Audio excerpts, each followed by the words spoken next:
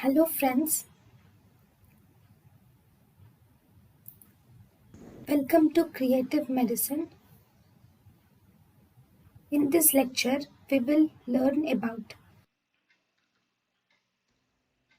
Agents which are not in common use. Enflurane. The systemic side effects of enflurane is very high. So enflurane is highly epileptogenic. Cyclopropane. Cyclopropane is inflammable and it is explosive. Trilene.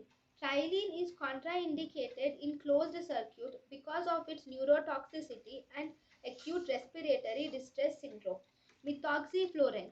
Methoxyflurane is most potent and it is most nephrotoxic because of its maximum fluoride content. This maximum nephrotoxicity will result in polyuria when you use methoxyflurane. Chloroform. Chloroform causes ventricular fibrillation leading to cardiac arrest. Ether. The advantages of ether are ether shows is cheap, it is complete, it causes open drop especially in remote locations, and ether is the safest anesthetic agent.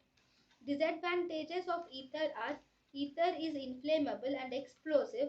The induction and recovery is horribly unpleasant, whereas ether will cause nausea and vomiting. Summary. Enflurane has higher systemic side effects and it is highly epileptogenic. Cyclopropane is inflammable and it is explosive. Trilene is contraindicated in closed circuit because of its neurotoxicity and acute respiratory distress syndrome.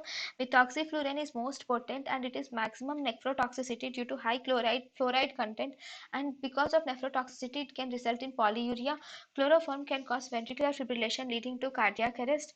Ether advantages are it is cheap, complete, and it is the safest anesthetic, whereas disadvantages are it is inflammable and explosive. Induction and recovery is unpleasant and it can cause nausea and vomiting. thank you and thank you for watching.